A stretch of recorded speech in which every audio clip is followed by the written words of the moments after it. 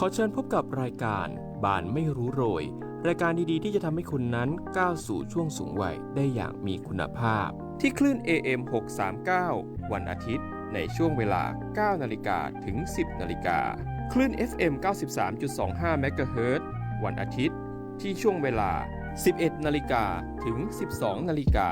และคลื่น 98 เมกะเฮิรตซ์วันเสาร์และอาทิตย์ช่วงเวลา 14 นาฬิกาถึง 15 นาฬิกา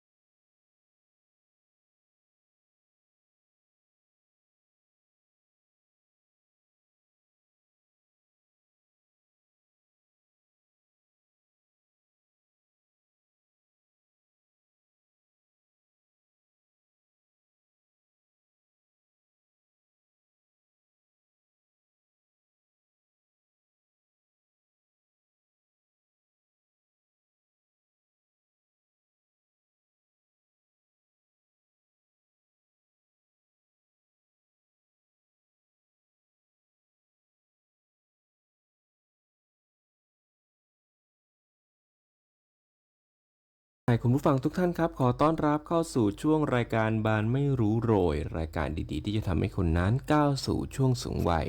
ได้อย่างมีคุณภาพครับวันนี้กลับมาพบกับผมเมทัศน์แจ่มศรีโรตีคนเดิมครับเรามาพร้อมกับข่าวสารด้านสุขภาพที่อยากจะนำมาเล่าให้คุณผู้ฟังได้ฟังกันนะครับโดยเฉพาะในวันนี้เนี่ยเราก็จะมาเน้นย้ำในเรื่องของผู้สูงอายุคุณผู้ฟังเพราะว่าเชื่อไหมครับว่าผู้สูงอายุเนี่ยหลายต่อหลายท่านเนี่ยพลาดโอกาสต่างๆไปมากมายเลยนะครับว่าหลายท่านเนี่ยอาจจะไม่ได้ติดตามข้อมูลข่าวสารเรื่องของสิทธิต่างๆของผู้สูงอายุเพราะฉะนั้นเนี่ยใครที่กำลังก้าวเข้าสู่ช่วงสูงวัยนะครับไม่ว่าจะเป็นช่วง50ปลายๆแล้วหรือว่าอยู่ในช่วงผู้สูงอายุเนี่ยก็ควรที่จะรู้ว่าท่านเนี่ยควรที่จะได้สิทธิ์อะไรบ้างนะครับอย่างแรกนะครับซึ่ง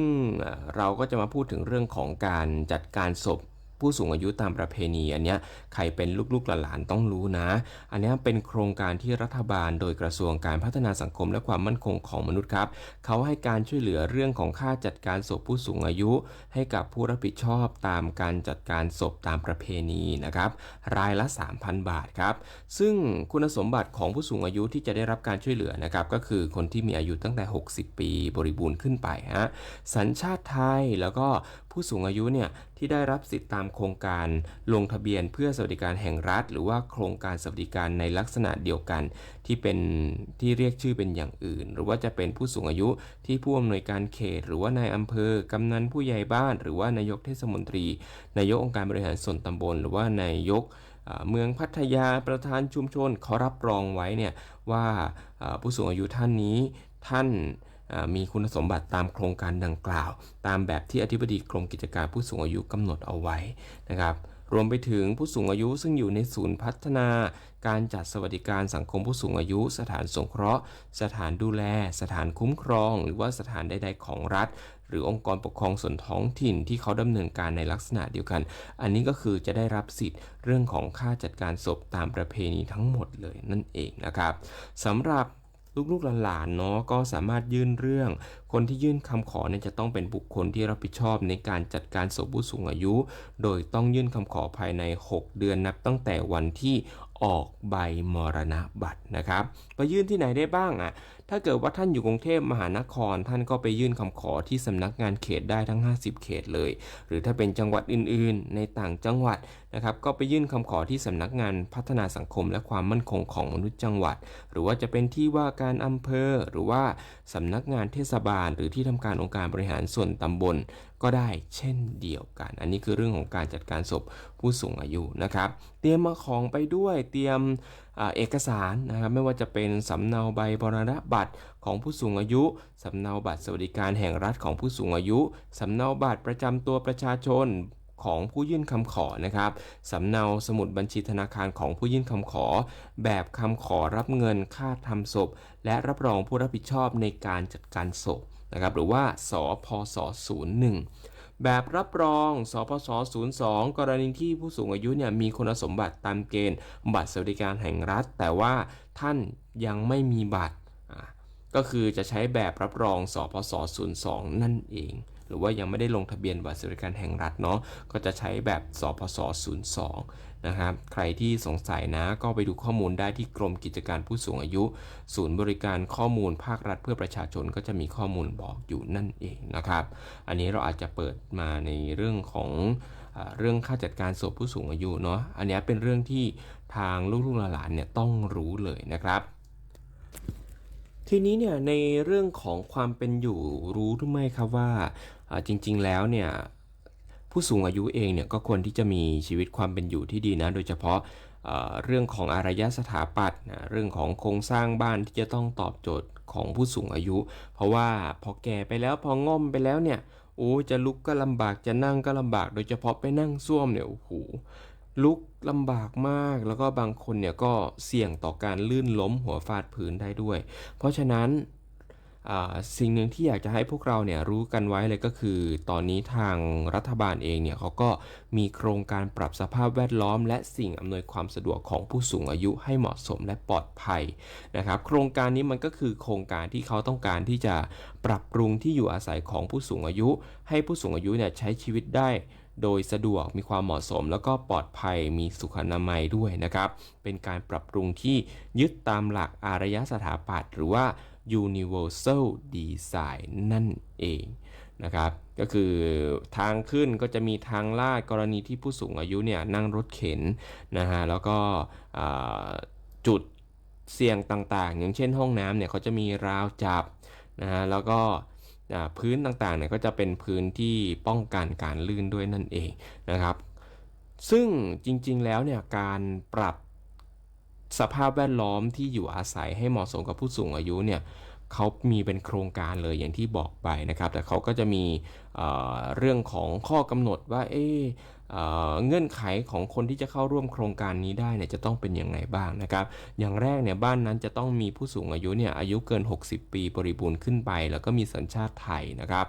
มีฐานะยากจนนะครับมีบัตรสวัสดิการแห่งรัฐนั่นแหละก็เป็นตัวการันตีได้เลยว่าผู้สูงอายุท่านเนี่ยมีฐานะยากจนนะครับรายได้ไม่เพียงพอต่อการยังชีพไม่ได้รับการช่วยเหลือจากหน่วยงานของรัฐหรือว่าได้รับแต่ว่าไม่เพียงพอนะครับแล้วก็เรื่องของที่อยู่อาศัยต่างๆเนี่ยไม่มั่นคงไม่เหมาะสมหรือไม่ปลอดภัยกับการดำรงชีวิตก็คือที่อยู่อาศัยของผู้สูงอายุท่านนั้นๆเนี่ยเป็นที่อยู่อาศัยที่ไม่มั่นคงแล้วก็เหมือนกับว่าจะพังแล้วอย่างนี้ครับ เพราะฉะนั้นอันเนี้ยรัฐบาลเองเนี่ยก็มีโครงการดีๆที่จะมาช่วยดูแลผู้สูงอายุกลุ่มนี้ด้วยเช่นเดียวกันนะครับแต่ถ้าเกิดว่าที่อยู่นั้นๆเนี่ยที่อยู่อาศัยหรือว่าที่ดินเป็นที่ตั้งของผู้อยู่อาศัยเนี่ยมันไม่ใช่เป็นของผู้สูงอายุก็คือผู้สูงอายุมาอยู่แต่ว่าที่ดินมันไม่ใช่ของผู้สูงอายุหรือทายาทนะคนที่เป็นผู้สูงอายุจะต้องอยู่อาศัยที่นั่นมาแล้วเนี่ยคือไม่น้อยกว่า1ปีแล้วก็ได้รับคำยินยอมจากเจ้าของกรรมสิทธิ์ด้วยให้ปรับสภาพแวดล้อมที่อยู่อาศัยอันเนี้ยเขาถึงจะมาปรับให้ได้ทีนี้เวลาที่อยากจะปรับปรุงบ้านจะซ่อมแซมบ้านของผู้สูงอายุเนี่ยมันไม่เหมาะสมแล้วก็ไม่แข็งแรงจะทำยังไงได้บ้างนะครับอย่างแรกเลยต้องมีการเตรียมหลักฐานเนาะอันเนี้ยก็จะเป็นหน้าที่ของเจ้าหน้าที่พม.เองเข้ามาดูแลในเรื่องนี้เพราะว่าผู้สูงอายุบางท่านเนี่ยเขาก็จะเรียกว่าไม่รู้ว่าจะเตรียมข้อมูลจากไหนเนาะแล้วก็ไม่เก่งเรื่องของการเตรียมข้อมูลด้วยทีเนี้ยก็สามารถที่จะติดต่อไปทางอำเภอแล้วอำเภอก็จะมีการจัดเจ้าหน้าที่พม.เข้ามาดูแลก็ได้เช่นเดียวกันแต่ว่าสิ่งที่ต้องเตรียมนะครับหลักฐานต่างๆเนี่ยก็จะมีทั้งเรื่องของสำเนารายงานการประชุมในการทำประชาคมการประชุมหนังสือการปรึกษาหารือหนังสือทำการสำรวจซึ่งอันเนี้ยทางพมจ.หรือว่าเจ้าหน้าที่พัฒนาสังคมและความมั่นคงของมนุษย์เนี่ยจะเข้ามาดูแลผู้สูงอายุในเรื่องนี้นะครับการทำประชาคมก็คือให้ผู้นำชุมชนเนี่ยเขายืนยันว่าผู้สูงอายุท่านเนี้ยท่านอยู่ที่บ้านหลังนี้อาศัยมานานแล้วนั่นเองเพื่อเป็นการการันตีนะครับ2ก็คือเอกสารประมาณค่าใช้จ่ายในการปรับสภาพบ้านหรือแบบปร4ปร5อันนี้คือหน่วยบริการในพื้นที่เจ้าหน้าที่พม.จังหวัดเนี่ยจะต้องดูแลในส่วนนี้นะครับจะไม่เกี่ยวกับผู้สูงอายุนะส่วนผู้สูงอายุที่ต้องเตรียมก็คือสำเนาบัตรประจำตัวประชาชนของผู้สูงอายุนะครับแล้วก็จะต้องมีสำเนาทะเบียนบ้านของผู้สูงอายุอย่าลืมเซ็นสำเนาถูกต้องด้วยนะครับภาพถ่ายสภาพบ้านอย่างนี้พมจ.ก็จะมาดูแลนะครับแล้วก็เอกสารเพิ่มเติมก็คืออย่างเช่นหนังสือให้ความยินยอมในการปรับปรุงบ้านกรณีที่ผู้สูงอายุเนี่ยไม่มีกรรมสิทธิ์ในที่ดินที่ผู้สูงอายุอาศัยอยู่ก็คือไปอยู่ในที่ดินของคนอื่นเนี่ยก็ต้องมีหนังสือให้ความยินยอมปรับปรุงบ้านด้วย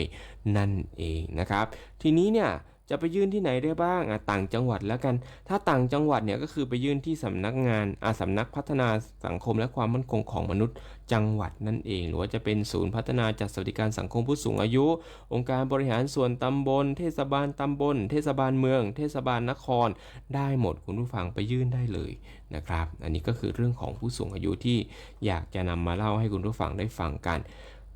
พูดถึงเรื่องของผู้สูงอายุอีกอย่างนึงที่อยากจะออกมาเตือนนะตอนนี้ก็คือมี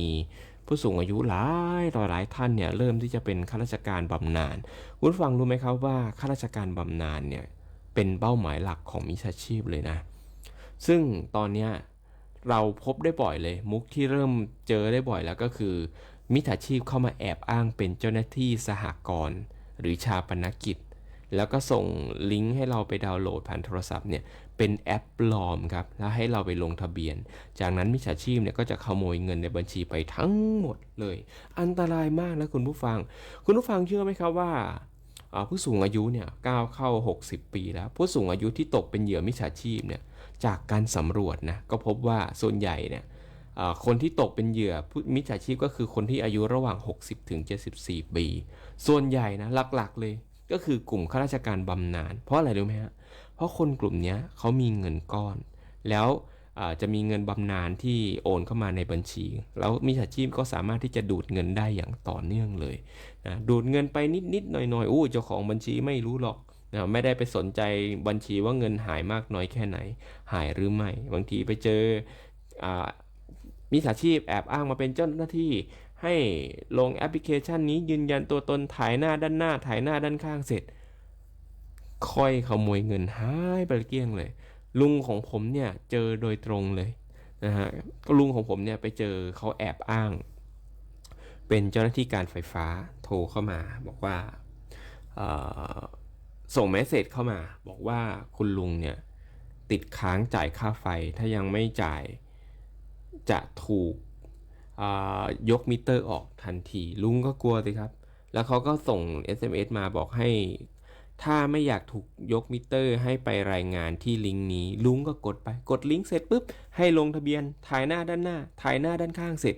แล้วเกิดอะไรรู้ไหมครับคุณผู้ฟังเงินหายไป300,000คุณผู้ฟังหายไป300,000นะฮะซึ่งจริงๆแล้วเนี่ยสิ่งหนึ่งที่คนที่เป็นกลุ่มผู้สูงอายุควรจะรู้ควรที่จะปฏิบัติเลยเนี่ยก็คืออย่างแรกเวลามันมีสายโทรเข้ามาแล้วเนี่ยไม่รู้ว่าเป็นสายใครบอกอ้างตัวว่าเป็นเจ้าหน้าที่รัฐมาขอคุยด้วยอย่าไปเชื่อครับตัดสายไปเลยแล้วก็ไปอย่าไปคุยเยอะนะฮะสองก็คือ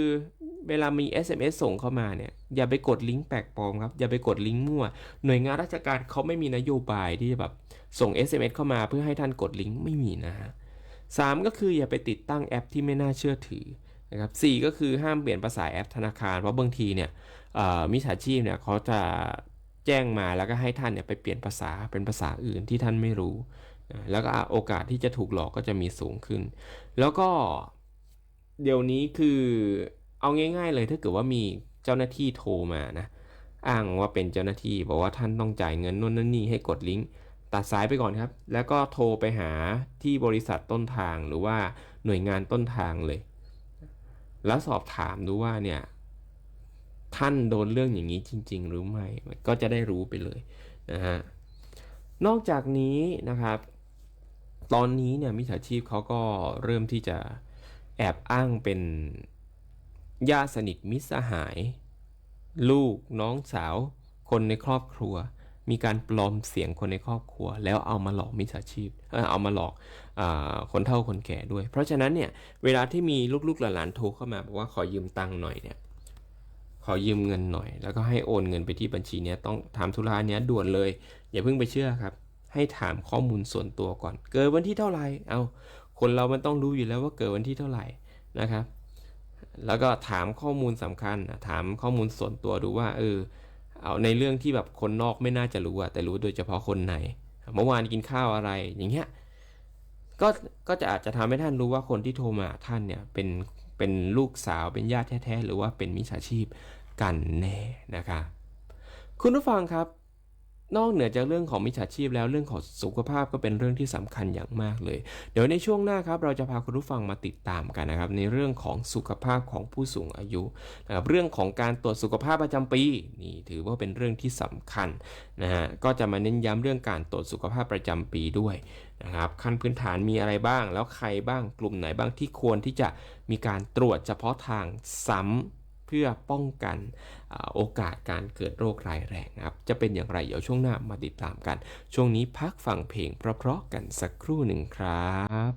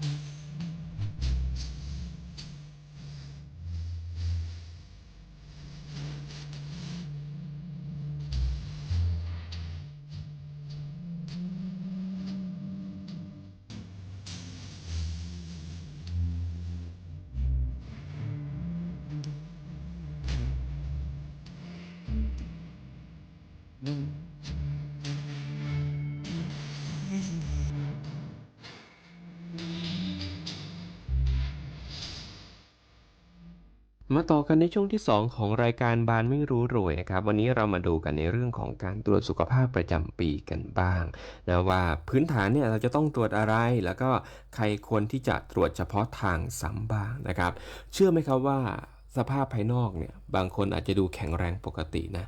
แต่ว่าภายในอาจจะกำลังเจ็บป่วยนะเพราะฉะนั้นเนี่ยการตรวจสุขภาพพื้นฐาน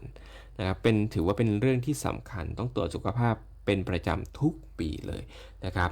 การตรวจสุขภาพขั้นพื้นฐานเนี่ยสามารถที่จะแบ่งองค์ประกอบได้ตามอายุตามเพศและก็ความเสี่ยงเป็นหลักครับศูนย์ตรวจสุขภาพโรงพยาบาลต่างๆเนี่ยเขาจะมีการจัดโปรแกรมตรวจสุขภาพตามความเหมาะสม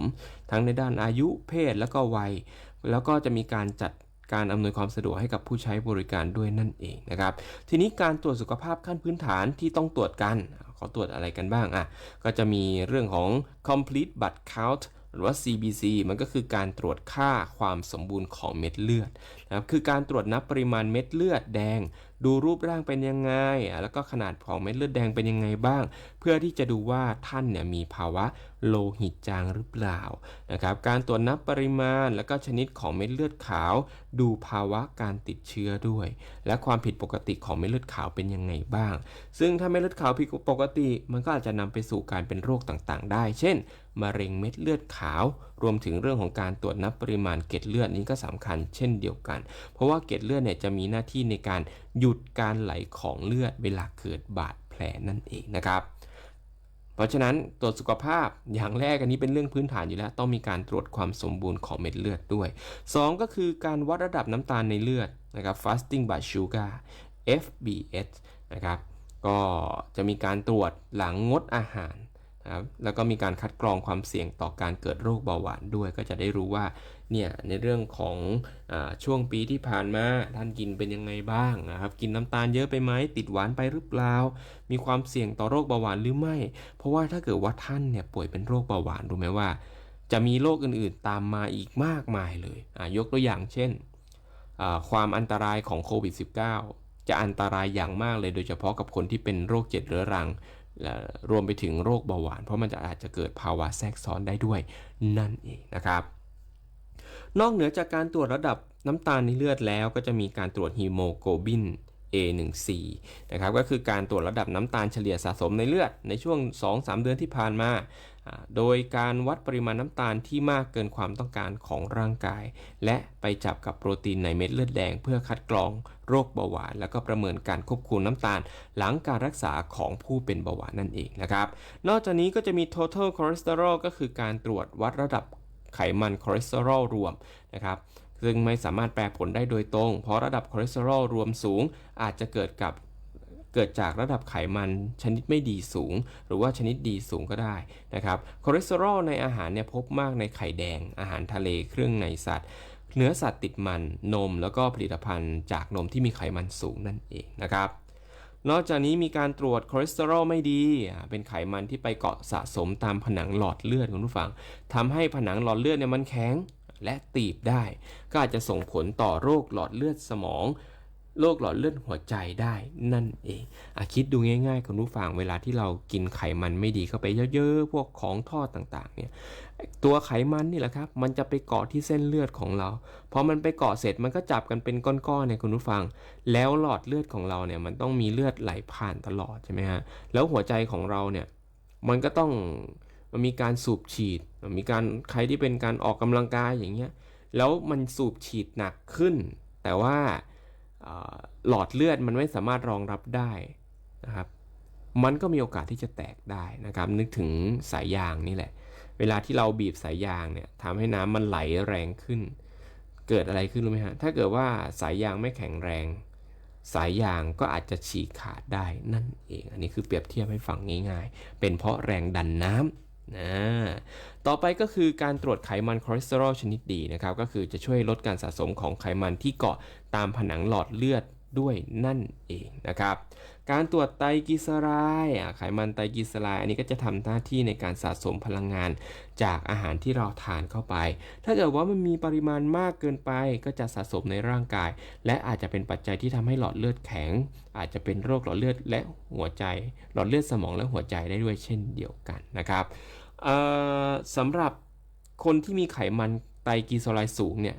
ก็มักจะเป็นคนที่ชอบทานนะประเภทแป้งมากนะน้ำตาลมากเกินไปขาดการออกกำลังกายน้ำหนักตัวเกินมาตรฐานแล้วก็คนที่ดื่มแอลกอฮอล์เป็นประจำนั่นเองนะครับการตรวจที่สำคัญอีกอย่างหนึ่งก็คือการตรวจหาระดับโปรตีน CRP นะครับแบบที่มีความไวสูงตรวจพบได้แม้จะมีปริมาณ CRP ต่ำนะครับซึ่ง CRP เนี่ยเกิดจากกลไกการอักเสบระดับเซลล์ในร่างกายเขาก็ถูกนำมาใช้ในการประเมินความเสี่ยงต่อการเกิดโรคหัวใจได้นั่นเองนะครับนอกจากนี้ยังมีการตรวจวัดระดับกรดยูริกในเลือดนะครับซึ่งจะเป็นสาเหตุในการบอกโรคต่างๆเช่นโรคเกาต์นิ่วทางเดินปัสสาวะโดยสาเหตุที่ทำให้กรดยูริกในเลือดสูงขึ้นมันก็เกิดจากปัจจัยทางพันธุกรรมการบริโภคอาหารที่มีสารพิวรินสูงไม่ว่าจะเป็นสัตว์ปีกเครื่องในสัตว์ผักบางชนิดเช่นเห็ดต่างๆยอดผักแล้วก็แอลกอฮอล์นั่นเองนะครับต่อมาก็คือการตรวจblood ยูเรียไนโตรเจนก็คือวัดระดับปริมาณของเสียงในร่างกายกรณีที่ร่างกายปกติจะสามารถขับออกไปได้แต่ถ้าเกิดว่าการทำงานของไตมันผิดปกติมันอาจจะเกิดจากการตกค้างของเสียเหล่านี้ในร่างกายก็เป็นไปได้ก็อาจจะทำให้ค่าบันหรือว่าบัตยูเรียไนโตรเจนเนี่ยมันสูงอันนี้ก็อาจจะบ่งบอกถึงการทำงานของไตที่ผิดปกติได้นะครับนอกจากนี้นะครับก็จะมีการตรวจวัดระดับค่าของครีเอตินินนะครับก็เป็นการตรวจของเสียที่เกิดจากกล้ามเนื้อและขับออกจากร่างกายทางไตถ้าเกิดว่าค่านี้สูงโดยไม่มีความผิดปกติของกล้ามเนื้อก็หมายถึงการทำงานของไตที่ผิดปกตินั่นเองนะครับนอกเหนือจากนี้ก็จะมีการตรวจแอนไซม์ของตับใครที่ดื่มแอลกอฮอล์บ่อยเนี่ยก็อาจจะมีปัญหาเรื่องของตับได้นะครับก็จะมีการตรวจเรื่องการทำงานด้วยเช่นเดียวกันนะครับอันนี้ก็จะเป็นภาพรวมเนาะสำหรับการตรวจที่ทุกคนเนี่ยควรที่จะไปตรวจเป็นประจำทุกปีเลยนะครับทีนี้มันก็จะมีการตรวจเฉพาะทางแยกออกมาก็คือคนที่มีพฤติกรรมบางอย่างกับการใช้ชีวิตที่ไม่ค่อยถูกสุขอนามัยเนี่ยอาจจะต้องตรวจเฉพาะทางด้วยก็จะมีทั้งการตรวจคัดกรองโรคมะเร็งถ้าเกิดว่าพบค่าสูงกว่าเกณฑ์มาตรฐานก็ควรตรวจอย่างละเอียดกับแพทย์โดยเฉพาะมะเร็งทางโรคทางเดินอาหารและตับนั่นเองนะครับนอกจากนี้นะครับก็คือการตรวจคัดกรองมะเร็งลำไส้เนี่ยอาจจะพบค่าสูงขึ้นในผู้ป่วยมะเร็งปอดตับอ่อนและสามารถพบได้ในคนที่สูบบุหรี่จัดเป็นเวลานานหากพบค่าสูงกว่าเกณฑ์มาตรฐานก็จำเป็นที่จะต้องทำการตรวจโดยละเอียดเช่นเดียวกันอย่างเช่นให้คุณหมอเอากล้องไปส่องตรวจลำไส้ใหญ่การเอ็กซเรย์คอมพิวเตอร์นะครับหรือจะเป็นการตรวจเพื่อคัดกรองโรคมะเร็งต่อมลูกหมากอาจจะพบว่ามีค่าสูงกว่าเกณฑ์มาตรฐานในผู้ที่มีต่อมลูกหมากอักเสบติดเชื้อทางเดินปัสสาวะการใช้ยาบางชนิดนั่นเองนะครับแล้วก็ควรทำการตรวจในผู้ชายที่มีอายุมากกว่า50ปีนะตรวจเป็นประจำทุกปีเลยนะครับการตรวจคัดกรองโรคมะเร็งรังไข่อันนี้คุณผู้หญิงห้ามพลาดนะเพราะว่าคุณผู้หญิงเนี่ยก็เมื่อก้าวเข้าสู่ช่วงสูงวัยเนี่ยอาจจะมีปัญหาเนี้ยค่อนข้างที่จะเยอะเลยเพราะฉะนั้นต้องตรวจกับสูตินรีแพทย์ด้วยนะครับการตรวจมะเร็งเต้านมอันนี้ควรตรวจตั้งแต่ช่วงวัยรุ่นแล้วนะฮะการตรวจสารบ่งชี้มะเร็งระบบทางเดินอาหารเช่นตับอ่อนท่อน้ำดีอันนี้ไม่แนะนำให้ใช้ในการคัดกรองโรคมะเร็งตับอ่อนเนื่องจากความไวของค่า CA19-9 เนี่ยในการตรวจยังน้อยแต่ใช้ในการตรวจติดตามรักษาจะดีกว่านะครับนอกจากนี้ก็จะมีทั้งตรวจคลื่นไฟฟ้าหัวใจตรวจเอ็กซเรย์ทรวงอกการตรวจอัลตราซาวด์ช่องท้องการตรวจความหนาแน่นของกระดูกอันนี้ก็คือ60ปีขึ้นไปเนี่ยต้องตรวจแล้วความหนาแน่นของกระดูกเพื่อที่จะดูว่าท่านมีภาวะกระดูกเปราะหรือไม่นะครับจะได้ใช้ชีวิตปรับการใช้ชีวิตได้นะบางคนเนี่ยอาจจะชื่นชอบในการออกกำลังกายแต่ปรากฏว่าเป็นโรคกระดูกเปราะ นะไปออกกำลังกายก็อาจจะเกิดผลเสียมากกว่าผลดีก็เป็นได้นั่นเองนะครับเพราะฉะนั้นเนี่ยใน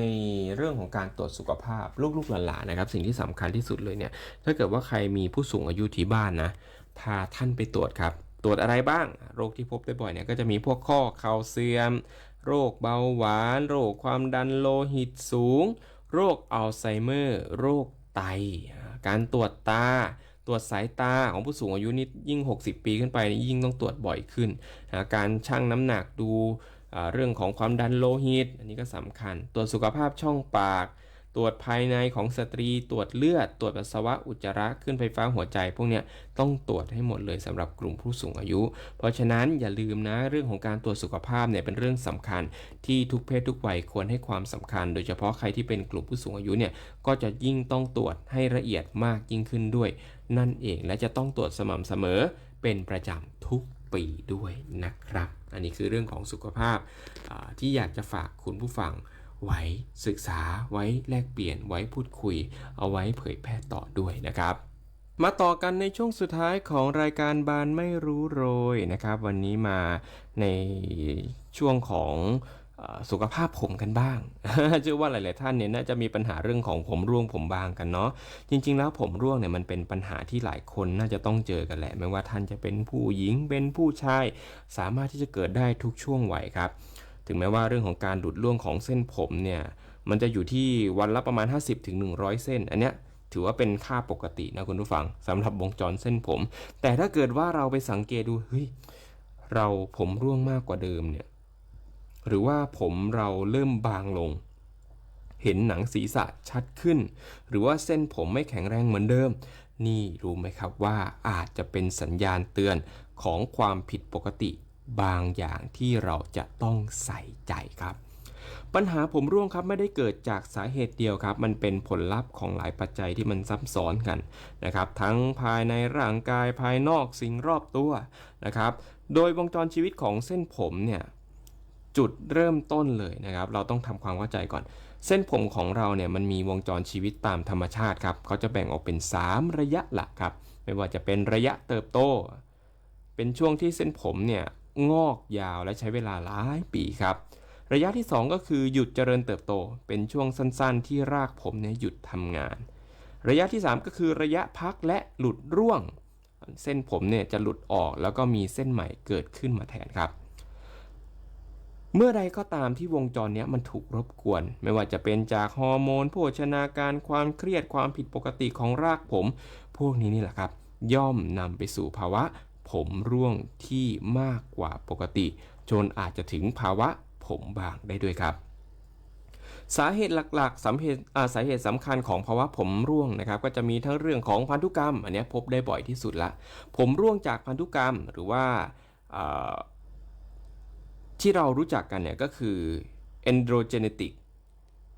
alopecia นะครับก็พบได้ทั้งผู้ชายและผู้หญิงครับลักษณะเด่นก็คือผมจะค่อยๆบางลงตามแนวหน้าผากกลางศีรษะหรือกระหม่อมอันนี้สาเหตุหลักก็คือเกิดจากความไวของรากผมที่มีต่อฮอร์โมนเอนโดรเจนทำให้รากผมเนี่ยฝ่อลงเส้นผมที่ขึ้นใหม่ก็จะมีขนาดเล็กและสั้นลงเรื่อยๆนั่นเองนะครับนอกจากนี้ยังมีสาเหตุในเรื่องของการเปลี่ยนแปลงความไม่สมดุลของฮอร์โมนความผันผวนของฮอร์โมนที่มีผลโดยตรงต่อวงจรเส้นผมเนี่ยก็จะมีช่วงหลังคลอดวัยหมดประจำเดือนภาวะไทรอยด์ผิดปกติการหยุดหรือว่าเริ่มยาคุมกำเนิดนั่นเองนะครับภาวะแบบเนี้ยมักจะทำให้เกิดผมร่วงแบบเฉียบพลันฮะซึ่งเส้นผมเนี่ยจะร่วงพร้อมกันจำนวนมากเลยนอกจากนี้ภาวะดื้อต่ออินซูลินหรือว่าภาวะถุงน้ำรังไข่หลายใบก็อาจจะทำให้เกิดผมร่วงผมบางได้ในสตรีนะครับรวมไปถึงเรื่องของความผิดปกติของพวกสารอาหารนะครับเส้นผมเนี่ยมันเป็นอวัยวะที่สะท้อนภาวะโภชนาการได้ชัดเจนมากคุณผู้ฟังการที่เราเนี่ยได้รับพลังงานไม่เพียงพอไปขาดสารอาหารบางชนิดไม่ว่าจะเป็นโปรตีนธาตุเหล็กสังกะสีไบโอตินวิตามินดีเนี่ยพวกนี้อาจจะทำให้เส้นผมของเราเนี่ยอ่อนแอเปราะขาดง่ายครับแล้วก็หลุดร่วงมากขึ้นโดยเฉพาะคนที่ลดน้ำหนักอย่างรวดเร็วรับประทานอาหารไม่ครบหมู่หรือว่ามีโรคที่รบกวนการดูดซึมสารอาหารนะครับ นอกจากนี้ก็จะมีเรื่องของความผิดปกติของรากผมและหนังศีรษะโรคบางชนิดที่มันอาจจะเกิดกับหนังศีรษะและรากได้เนี่ยมันก็จะมีทั้งโรคผมร่วงเป็นยอมโรคหนังศีรษะอักเสบเรื้อรังเชื้อราบนหนังศีรษะโรคภูมิคุ้มกันทำลายรากผมภาวะพวกนี้ครับจำเป็นที่จะต้องได้รับการรักษาโดยแพทย์เฉพาะทางถ้าเกิดว่าปล่อยเอาไว้เนี่ยรากผมอาจจะถูกทำลายถาวรได้ด้วยนะครับนอกจากนี้ยังมีปัจจัยเสริมอย่างเช่นพวกความเครียดทั้งทางร่างกายจิตใจสามารถกระตุ้นให้เส้นผมเนี่ยเข้าสู่ระยะหลุดร่วงพร้อมกันได้ด้วยความร้อนหรือว่าแสงแดดการใช้ความร้อนสูงกับเส้นผมเป็นประจำใครที่ชอบรีดผมเนาะรวมถึงการสัมผัสแสงแดดโดยที่ไม่ป้องกันแล้วก็จะมีภาวะมลภาวะฝุ่นละอองอันนี้ก็อาจจะก่อให้เกิดการอักเสบของหนังศีรษะพฤติกรรมการดูแลผมที่ไม่เหมาะสมเช่นการดึงผมแน่นการทำเคมีซ้ำๆย้อมสีผมบ่อยๆสระผมไม่ถูกวิธีพวกนี้ก็คือเป็นปัจจัยที่เข้ามามีส่วนในการทำให้ผมร่วงได้เช่นเดียวกันนะครับทีนี้ผมร่วงเมื่อไหร่เราควรที่จะไปพบแพทย์นะครับถ้าเกิดว่าเราสังเกตแล้วเนี่ยผมมันร่วงมากกว่าปกติต่อเนื่องเกิน 2-3 เดือนอันนี้ควรไปพบแหละผมบางลงอย่างรวดเร็วอันนี้ก็ควรที่จะไปพบผมร่วงเป็นหย่อมๆมีอาการคันแดงเจ็บหนังศีรษะควรไปเช่นเดียวกันนะผมไม่งอกกลับแม้เวลาผ่านไปนานแล้วอันนี้ก็ควรไปหาหมอไปวินิจฉัยว่าตกลงเป็นอะไรกันแน่อันนี้ก็คือเรื่องผมนั่นเองทีนี้แหมเรื่องรายการบานไม่รู้โรยเนาะมาดูเรื่องของสมุนไพรที่จะช่วยบำรุงผมกันบ้างอันนี้เราเอาข้อมูลมาจากอภัยภูเบศรเชื่อถือได้ 100% นะอภัยภูเบศรเนี่ยเขามีการแจกสูตรสมุนไพรบำรุงเส้นผมให้ดำให้เงางามและสุขภาพดีมีอะไรบ้างอย่างแรกเลยคุณผู้ฟังตะไคร้ครับตะไคร้เป็นพืชสมุนไพรที่ช่วยแก้ปัญหาเส้นผมได้อย่างปลอดภัยครับเราแค่นำต้นตะไคร้เนี่ยมาประมาณ 3-4 ต้นล้างให้สะอาดเลยแกะเปลือกข้างนอกที่มันแข็งๆออกครับสัก 2-3 เปลือกแล้วก็นำมาหั่นเป็นท่อนเล็กๆจากนั้นก็เอามาตำหรือว่าใส่เครื่องปั่นก็ได้แต่ต้องทำให้ได้เนื้อตะไคร้ที่ละเอียดนะครับจากนั้นแล้วก็เอาไปคั้นเอาแต่น้ำตะไคร้ที่เข้มข้นที่ได้จากการปั่นหรือตำจนละเอียดเอาออกมานำน้ำตะไคร้ที่ได้เนี่ยมาใส่ผมที่สะอาดแล้วนะฮะก็คือสระผมสะอาดเรียบร้อยแล้วก็เอามาหมักด้วยน้ำตะไคร้ประมาณ 10-15 นาทีล้างด้วยน้ำสะอาดครับ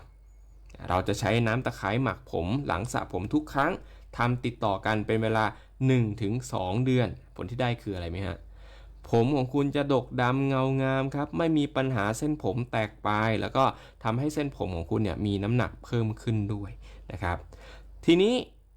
อันนั้นคือสมุนไพรที่จะช่วยเรื่องของทำให้ผมดำเงางามเนาะคราวนี้มาเรื่องของการรักษารากผมกันบ้างทำให้ผมงอกช้าอันนี้ผมต้องยอมรับนะว่าเริ่มมีผมงอกบางเส้นแล้วอายุ35เองนะฮะมีอะไรบ้างอย่างกระเทียมครับคุณผู้ฟังกระเทียมเนี่ยช่วยให้รากผมแข็งแรงแล้วก็งอกช้าได้ครับเราแค่นำกระเทียมประมาณ 3-4 กลีบเนี่ยหรือว่าเอาหัวเนี่ยมาปอกเปลือกออกแล้วก็นำมาตำปั่นให้ละเอียด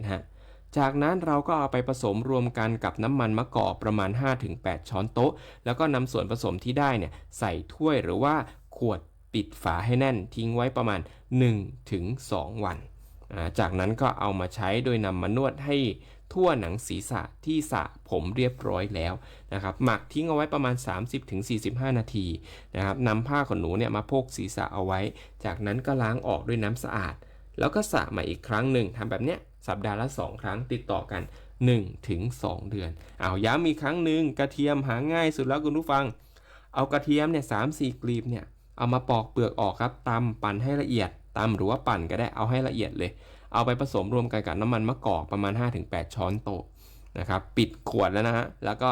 หมักทิ้งเอาไว้ก่อนสัก 1-2 วันนะครับแล้วค่อยเอาน้ำมันที่ได้เนี่ยเอามานวดหลังจากที่เราสระผมเรียบร้อยแล้วหมักไว้ประมาณ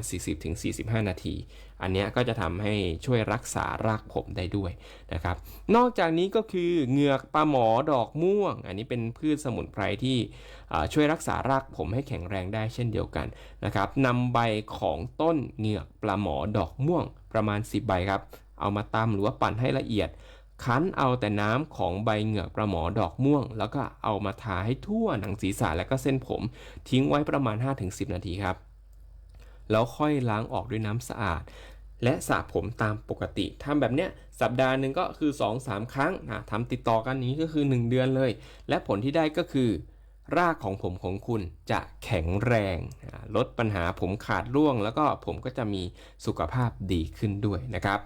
ทีนี้ใครผมร่วงบ่อยๆแล้วก็ศีรษะล้านนะฮะเชื่อไหมครับว่าเปลือกส้มเขียวหวานช่วยคุณได้นะเปลือกส้มเขียวหวานเนี่ยจะช่วยให้ผมของคุณนั้นหายร่วงแล้วก็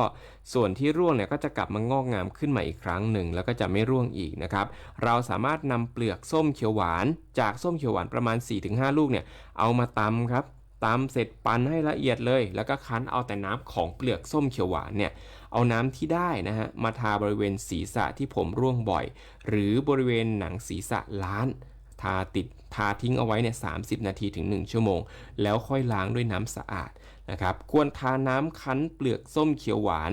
ตรงบริเวณที่ผมร่วงแล้วก็หนังศีรษะล้านเป็นประจำทุกวันติดต่อกัน1 เดือนนะครับก็ผลที่ได้ก็จะเป็นหนังศีรษะที่ล้านเนี่ยมันก็จะมีผมเกิดขึ้นใหม่ขึ้นมาได้นะครับเอาไปลองดูนะอันนี้จากอภัยภูเบศรเลยนะเชื่อถือได้นะคุณผู้ฟังนะจากนั้นก็คือขิงคุณผู้ฟังขิงเนี่ยเป็นสมุนไพรอีกชนิดหนึ่งครับที่ช่วยบำรุงเส้นผมแล้วก็ป้องกันผมร่วงได้ก็ช่วยให้รากผมแข็งแรงไม่แพ้กับเปลือกส้มเขียวหวานเลยครับเราสามารถที่จะนำขิงแก่1 แง่งเอามาสับหรือตำให้ละเอียดครับนำผ้าขาวบางมาห่อขิงที่ตำละเอียดไว้แล้วเนี่ยนำไปนึ่งประมาณ5 นาทีหรือว่าจะเอาไปอบในเตาไมโครเวฟสัก2 นาทีก็ได้พอให้น้ำมันหอมระเหยและตัวยาที่มันอยู่ในขิงเนี่ยมันออกมาจากนั้นก็นำผ้าขาวบางที่ห่อขิงอยู่เนี่ยเอามารอให้อุ่นก่อนนะครับแล้วค่อยเอามาคลึงที่บริเวณจุดที่ผมร่วงหรือว่าศีรษะล้านนะครับใช้เวลาคลึงประมาณ20 นาทีจากนั้นก็สระผมด้วยน้ำสะอาดแล้วก็ทำแบบนี้ติดต่อทุกวันครับ 1-2 สัปดาห์นะครับซึ่งผลที่ได้ก็คือผมของคุณเนี่ยจะหยุดร่วงแล้วก็มีผมใหม่ขึ้นมาด้วยนั่นเองนะครับนอกจากนี้ยังมีสมุนไพรที่จะป้องกันรังแคด้วยก็จะมีมะกรูดนะครับมะกรูดเนี่ยคือเราสามารถนำมะกรูดที่แก่จัดมา1 ผลนะแล้วก็ผ่าออกมาเป็น2 ซี่จากนั้นก็คั้นเอาน้ำมะกรูดเนี่ยเอาน้ำมะกรูดที่ได้เอามาทาให้ทั่วหนังศีรษะและเส้นผมที่สะอาดแล้วทิ้งไว้ประมาณ5 นาทีแล้วค่อยล้างออกด้วยน้ำสะอาดทำแบบเนี้ยสัปดาห์หนึ่งก็คือ 3-4 ครั้งทำติดต่อกัน1 เดือนนะครับรังแคบนหนังศีรษะของคุณจะลดลงและหายไปครับหรือจะเป็นว่านหางจระเข้อันนี้จะช่วยให้ผมดกดำเงางามนะครับเราแค่ใช้ใบว่านหางจระเข้สัก 2-3 กาบเนี่ยปอกเปลือกว่านหางจระเข้ออกครับนำแต่เนื้อวุ้นนะที่มีเมือกสีเหลืองแล้วก็สีขาวใสเนี่ยเอามาสับปั่นให้ละเอียดเลยแล้วก็เอาไปฉโลมที่บริเวณหนังศีรษะและเส้นผมครับโดยการใช้ปลายนิ้วมือเนี่ยขยี้และนวดเบาๆให้ทั่วหนังศีรษะและก็เส้นผมหมักทิ้งเอาไว้ครับประมาณ30 นาทีแล้วก็ใช้ผ้าขนหนูเนี่ยโพกคุมเอาไว้ให้ทั่วหนังศีรษะเลยทิ้งไว้30 นาทีแล้วค่อยล้างออกด้วยน้ำสะอาดอันนี้ก็จะทำให้ผมเราเนี่ยดกดำเงางามได้ด้วยนั่นเองแหมสมุนไพรไทยช่วยได้หลายอย่างนะคุณผู้ฟังนะก็อย่าลืมนำไปปรับใช้ในชีวิตประจำวันกันนะครับก็เชื่อว่าน่าจะช่วยลดในเรื่องของค่าใช้จ่ายที่จะต้องไปหาคุณหมอไปเสียตังค์ต่างๆได้ด้วยนะครับเพราะฉะนั้นเนี่ยนี่เป็นข้อมูลจากอภัยภูเบศรนะก็ต้องขอบคุณไอเดียดีๆด้วยณที่นี่นะครับและนี่ก็คือรายการบานไม่รู้รวยครับที่เรานำเรื่องราวข่าวสารด้านสุขภาพมาเล่าให้คุณผู้ฟังได้ฟังกันนะครับอย่าลืมไปปรับใช้กันเดี๋ยวเราพบกันอีกในครั้งหน้าครับสำหรับวันนี้สวัสดีครับ